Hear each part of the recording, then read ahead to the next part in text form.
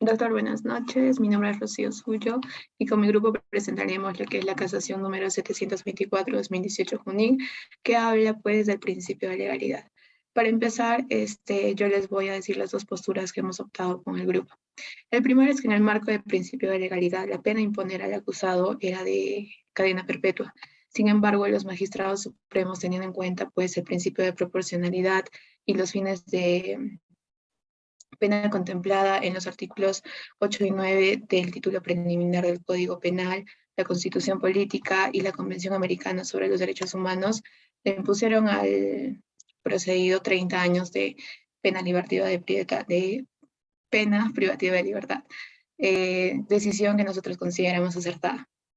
Segundo, el Colegiado Supremo de Junín transgredió el principio de legalidad al aplicar una pena de 12 años menor a la pena impuesta en primera instancia, sin concurrir circunstancia atenuante alguna, estando conforme con lo resuelto por los jueces supremos. Le doy el pase a mi compañero.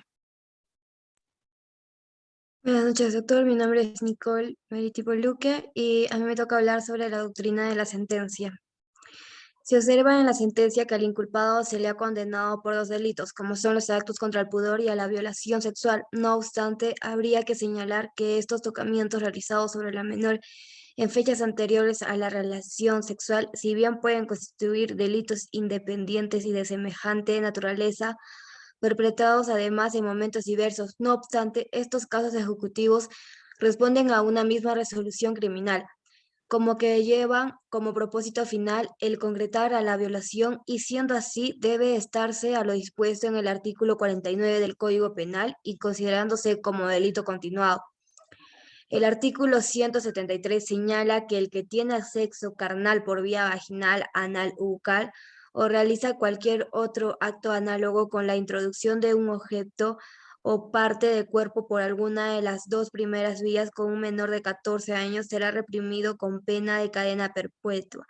De ello se concluye que la Sala Superior realizó un nuevo análisis valorativo sobre la amenaza en la víctima como elemento constitutivo del tipo penal que fue la materia de autos formando como base la conducta de la menor, quien señaló que no pudo oponer resistencia ni pedir ayuda durante todo el tiempo en que estuvo retenida y solicitó ir a un lugar distinto al que llevó el agresor cuando la conducta precedente concomitante o posterior de la víctima no puede ser un indicativo de su consentimiento, conforme a lo señalado por el acuerdo plenario. Le paso el pase a mi compañero. Buenas noches, profesor. El concepto de la demanda emitida por la Cámara de Comercio recurrente y liquidador del Tribunal Superior de Justicia de Junín en casos extremos dejó sin efecto la sentencia del 21 de diciembre de 2017 dictada por el Juzgado Penal del Tribunal Superior de Justicia contra el sindicado Giancarlo Jan Sala, y que es investigado, condenado a cadena perpetua para reformarla. Lo condenaron a 12 años de prisión como autores de delitos contra la libertad sexual en la modalidad de violación y violación de pudor lesionando a menores de edad en las siglas PAPG.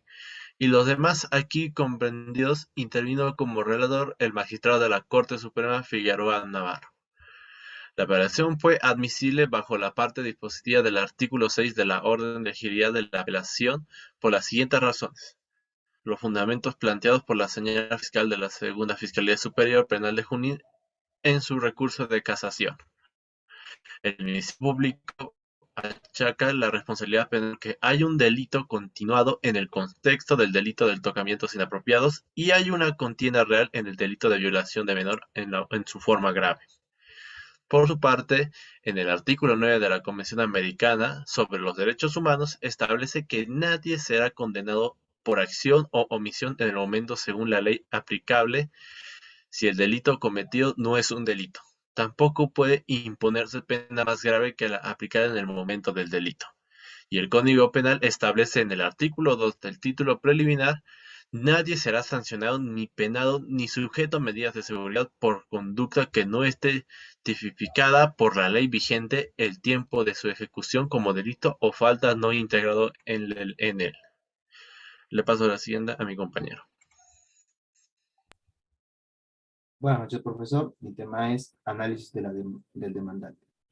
En el presente análisis del demandante podemos apreciar que se interpuso una demanda al acusado Jean Carlos Yance Salazar por comisión del delito contra la libertad sexual, según establecido en el artículo 113 del Código Penal, ante la menor de iniciales, PAPG, así también como actos contra el pudor de la menor, consignado en el artículo 176-A del Código Penal.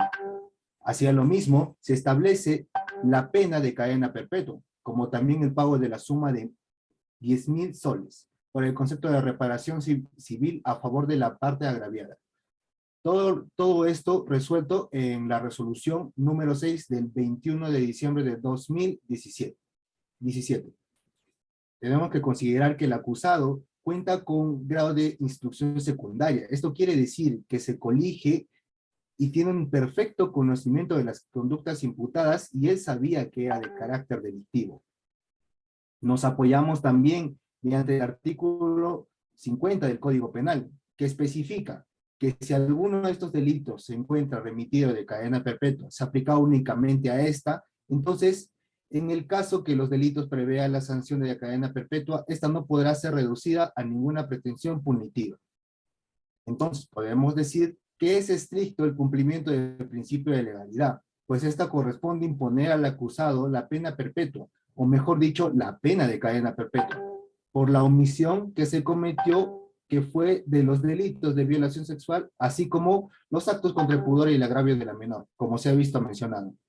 Entonces, para resumirlo un poco, el caso en concreto, o la pena en concreto que corresponde imponer, considerando el delito de violación sexual agravado por el vínculo de confianza, según el artículo 173, numeral 2, con el agravante del segundo párrafo del Código Penal, era la de cadena perpetua.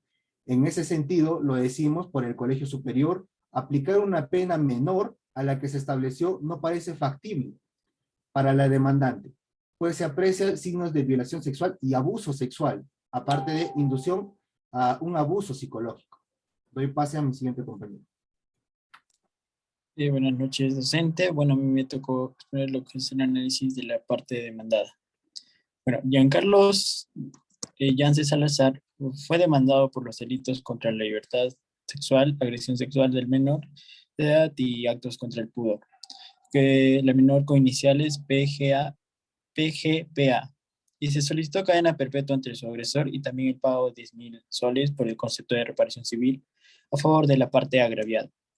En la primera causa del 21 de diciembre del 2017, el Colegiado Penal de Huancayo condenó a Giancarlos Yance como autor material del crimen. El 25 de abril del 2018 se confirmó la sentencia de primera instancia del 21 de diciembre del 2017 en el extremo que se encuentra responsable al encausado Yance Salazar como autor del delito de violación sexual y actos contra el pudor en agravio de la menor de edad.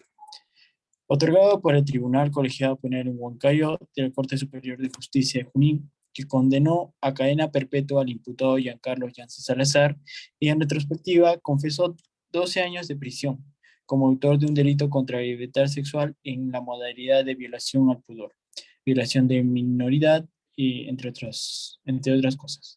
Como presidente del proceso revocó la sentencia número 6 de fecha 21 de diciembre de 2007 dictada por el Tribunal Colegiado de Materia Penal de Huancayo de la Corte Suprema de Justicia de Junín, en la medida que declara la pena de cadena perpetua en contra del imputado Giancarlos Yance Salazar en prisión preventiva. Fue condenado a 30 años de prisión, cuyo juicio y amnistía de la prisión que había recibido desde el 18 de mayo del 2017. Terminaría el 17 de mayo del 2017 como agresor contra la libertad sexual en forma de abuso sexual infantil. Eso sería todo. Doy pase a mi siguiente compañero. Bueno, el colegiado en este presente caso da a conocer que el principio de legalidad está regulado amplia y expresamente tanto en el ordenamiento jurídico, leyes y normas peruanas. Esto quiere decir que no se podrá interponer una pena mucho más grave, más fuerte o más leve, ¿no?, a la que no esté estipulado en el Código Penal, en este caso. Asimismo, el reconocimiento del principio de legalidad, ¿no?, tal como está establecido en las leyes peruanas, es el poder proteger a la persona, que cuente con su capacidad de ejercicio y goce de sus derechos. Esto para que no se les pueda sancionar por las diversas acciones ilícitas que puedan cometer, y las cuales no estén bien descritas de manera clara, previa y taxativa en las leyes peruanas. Asimismo, la parte imputada, que es el señor Giancarlos, interpuso un recurso de casación, ¿no? Donde da a conocer el artículo número 429 del Código Procesal Penal, donde precisa la inobservancia del principio de legalidad. Todo ello con el delito de violación sexual y actos contra el pudor. Por último, la audiencia, los magistrados, los fiscales y abogados, considerando que el imputado goza y ejerce sus derechos de ejercicio por ser mayor de edad, indican de que no puede soportar un encierro tan extenso que le negaría toda posibilidad de poder reincorporarse a la sociedad, lo cual contravendría la función de la prevención especial de delito, ¿no? Asimismo, el no poder respetar el principio de proporcionalidad, ya que esto significaría atentar contra su dignidad como persona. Le pasé a mi compañera siguiente. El principio de legalidad está regulado ampliamente y expresamente, tanto en el ordenamiento constitucional como instrumentos internacionales. Esto quiere decir que no se podría interponer otra pena más fuerte que esté estipulado en nuestro ordenamiento jurídico penal, el Código Penal. Si posteriormente la comisión del delito ordena una exigencia más severa a la que se le ha aplicado al señor, el imputado debe verificar y actuar dicho conforme a la ley.